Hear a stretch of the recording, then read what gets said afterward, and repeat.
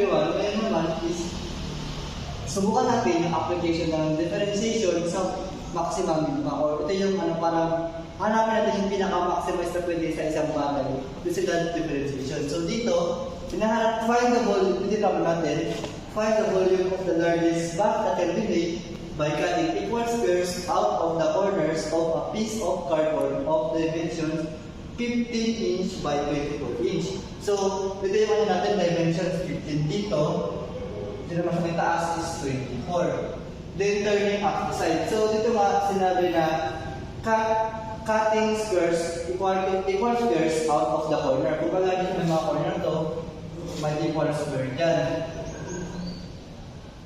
Tapos, turn upside down siya para makabuo ka ng box. So, itong mga square na ikat, nagyan natin ng value na x, x, x, x, x. So, yan na. So, ang hinahanap natin is yung maximum volume. So, yung volume ng cube is V is equal to length times width times height. So, meron tayong length. Ito yung length natin, 24. So, yung length natin is equal to 24. Since meron tayong dalawang x dito, so 24 minus 2x. And yung width naman natin, yung taba is yung 15. Since may dalawang ring x dito, nakat siya is 15 minus 2x din. And yung height natin is yun yung hinahanapin natin para makuha natin yung volume. So since meron tayong height, yung x natin is equal natin sa height. So ito ay magiging x. So after natin yan, puso mo na tayo. So after natin yan, magamit natin yung curve method para mag-expand dito. So yung pag-curve method natin dyan, 24 times 15 is 360. Tapos outer naman natin is 24 times 2x. Negative 2x is equal to 48x minus 30x. And lastly is yung negative 2x times negative 2x is positive 4x squared. So yan, and pag simplify pa natin yan is equal to, harapan natin yung 4 squared, 4x squared, 30 minus 48. Negative 30 minus 48, negative 48, I minus 48, 48 minus 30, negative 78x. And itong natin constant is 360. So after natin ma-expand yung ito, didistribute din natin yung x. So distribute na x equal 4x cubed minus 8x squared plus 360x. So after natin ma-distribute yung x, gawin naman natin is i-derive natin dv over x. Ang derivative ng 4x cubed is 12. 3 times 4, 12x minus 1 squared is 78 times 2 is 156. X minus 1, x na lang, and 360. Yan ang derivative na. So, ito na yung natin na derivative natin. After natin ma-derive, is equate natin to 0. Yung dv dx is equal to 0 na. So, ganito na siya. Kaya ito na siya. So, 12x squared minus 456x plus 360 equal to 0. So, lahat, and dahil nga dyan, tayo ito i-divide to 12 both sides para ma-simplify. So, ito cancel. X squared na lang. And 156 divided 12 is 13. And 156, 13x. And 360 divided 12 is equal to 30. Plus 30 equal to 0. Since 0 over 12 is equal to 10. So, after natin yan, nahanapin natin yung value ng x.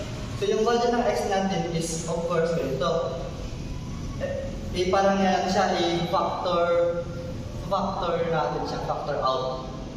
Factor out natin ito, dahil ito mga perfect square tayo trinomials is x minus 10 and x minus 3.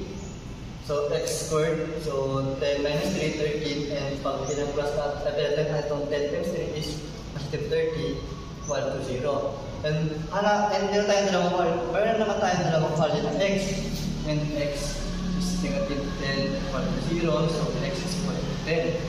Isa naman is x is negative 3 equal to 0, so x is equal to 3. So after natin dyan,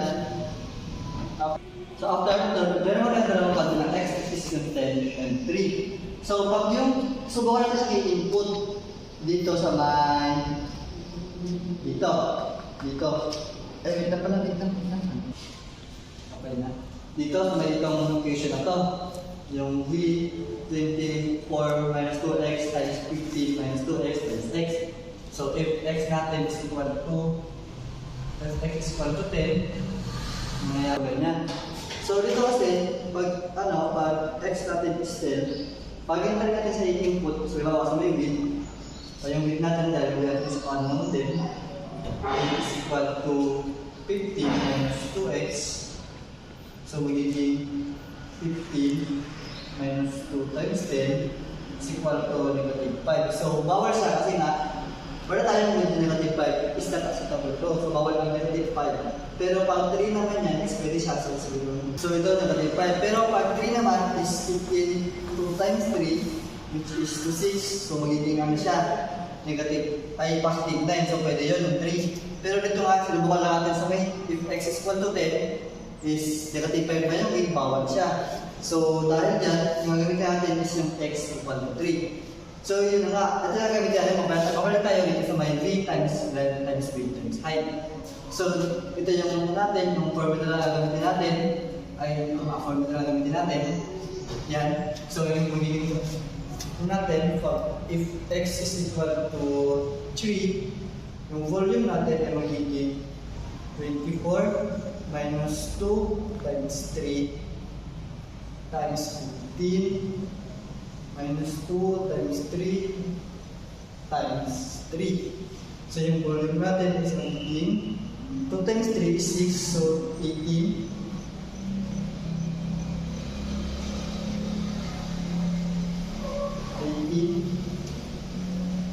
And 15 minus 6 is 9 times 3. And yung volume natin is magiging, so ito nga, yung 18 times 9 times 3 is magiging 486 inch cube. Since ito makakabuo tayo ng box which is cubic, so ito na yung kaya answer natin. Yan, yun ang kasagot natin sa may hinahanap na kung ano yung pinaka-maximum na volume mo pag nag-cut tayo ng paper square sa may size ng cardboard na mayroong length na 24 inch and width na 15 inch. Yun lamang, maraming salamat sa pagdunod. Thank you.